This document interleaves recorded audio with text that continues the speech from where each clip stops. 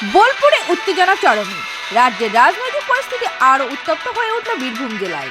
অভিযোগ, নানুর বিধানসভার বিজেপি প্রার্থী খোকন দাসের উপর হামলার অভিযোগ উঠেছে। ঘটনাকে কেন্দ্র করে এলাকায় ব্যাপক চাঞ্চল্যের সৃষ্টি হয়েছে। প্রচারের সময় দুষ্কৃতীরা প্রার্থীর গাড়ি আটকায় এবং তাকে লক্ষ্য করে হামলা চালায়। ফলে আহত হন খোকন দাস। গাড়ি ভাঙচুর করে গাড়ির সামনের কাচ ভেঙে দেওয়া হয়, পিছনের কাচ ভেঙে দেওয়া হয়, সাইডের কাচও ভেঙে দেওয়া হয়। যদিও এই ঘটনায় শাসক দলের যোগ থাকার অভিযোগ তুলেছে বিজেপি। এই ঘটনার প্রতিবাদে বোলপুর থানার সামনে ঘেরাও কর্মসূচি পালন করেন বিজেপি। এই ঘটনাকে কেন্দ্র করে বড় প্রশ্ন উঠেছে রাজ্যের আইন শৃঙ্খলা পরিস্থিতি নিয়ে। একজন প্রার্থী নিরাপত্তা যদি প্রশ্নের মুখে পড়ে, তাহলে সাধারণ মানুষের নিরাপত্তা কতটা সুরক্ষিত তা নিয়েই উদ্বেগ বাড়ছে রাজনৈতিক মহলে। বিশেষজ্ঞদের মতে, ভোটের ময়দানে যদি প্রার্থীরাই নিরাপদ না থাকেন, তাহলে তা সরাসরি গণতন্ত্রের উপর আঘাত হিসেবে বিবেচিত হতে পারে। ঘটনার তদন্ত শুরু করেছে পুলিশ। এলাকায় মোতায়েন করা হয়েছে অতিরিক্ত বাহিনী। পরিস্থিতি বর্তমানে উত্তেজনাপূর্ণ হলেও নিয়ন্ত্রণে রয়েছে বলে প্রশাসনের দাবি। বোলপুর থেকে সমাজের রিপোর্ট, রাষ্ট্র সংবাদ। ওখানে সেখানে গাড়ির ওপর থাপ্পড় দিয়ে তাকে জয় বাংলা বোলপুর জেলাতে এবং বোলপুরের নানুর, বোলপুর, লাভপুর এই ঘটনা ঘটছে।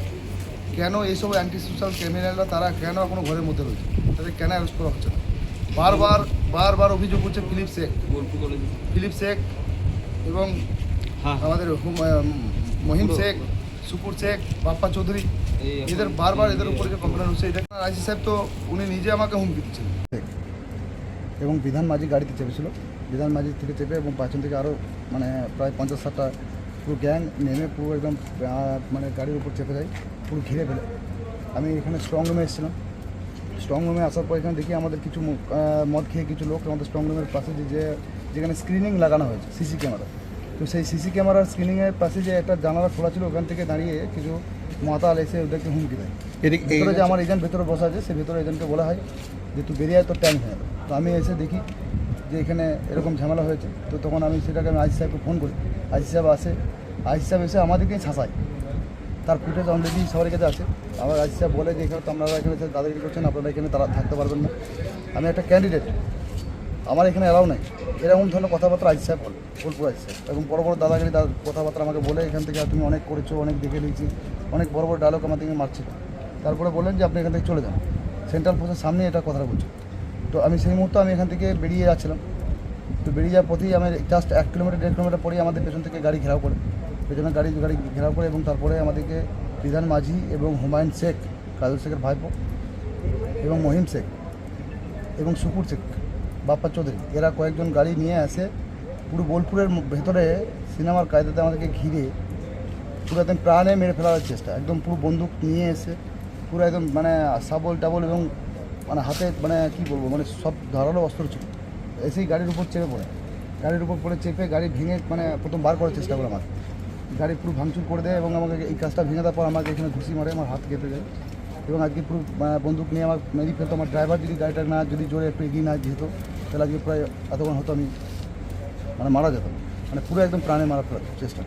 কোথায় ঘটনাটা ঘটেছে? জাস্ট এই ঘটনাটা আমরা এই বেরিয়ে যাচ্ছিলাম, বেরিয়ে যাওয়ার পরে ডাকবাংলা মাঠে, যেটা এরিয়াতে যেখানে আমরা বেরোচ্ছিলাম, ওই টার্নিংয়ে আমাদেরকে সামনে থেকে গাড়ি এবং পেছন থেকে গাড়ি এসে, দুই দিক থেকে গাড়ি এসে আমাদেরকে ঘিরে ফেলে। আমরা কোনো রকম করে একটু সাইড করে আমরা গাড়ি নিয়ে বেরিয়ে এসেছি। কারণটা কি? কারণ এই যে আমরা স্ট্রং রুমে এসেছি, আমরা আমাদের ইভিএম এবং আমাদের ভিভিপ্যাট যেখানে আছে, আমরা সেখানে আমাদের এজেন্ট আছে, আমরা সেখানে সেটা আমরা দেখছি যে এখানে ঠিকঠাকভাবে ব্যবস্থাপনা ঠিক আছে কি না। আমরা ভিজিট করছি। এই ভিজিট করানোর কারণে এই রাতের বেলাতে এই ধরনের প্রশাসন যে এত প্রশাসনের যে এত উদাসীনতা, যে প্রশাসন এখানে দাঁড়িয়ে থেকে প্রশাসন থেকে এই ধরনের ঘটনাগুলো ঘটাচ্ছে। প্রশাসন পুরো আমার মনে হয় বোলপুর থানার আইসি এটা নিজে থেকে ক্রিয়েট করেছে। ওনার পূর্ব কিছু রাগ আছে ভেতরেই। এই স্ট্রং রুম থেকে 1.5 কিলোমিটার দূরে, 1.5 কিলোমিটার দূরে এখানে নিরাপত্তা নেই।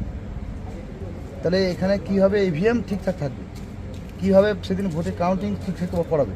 তাহলে প্রশাসন সম্পূর্ণ ব্যর্থ, বোলপুর থানা পুলিশ প্রশাসন সম্পূর্ণভাবে ব্যর্থ।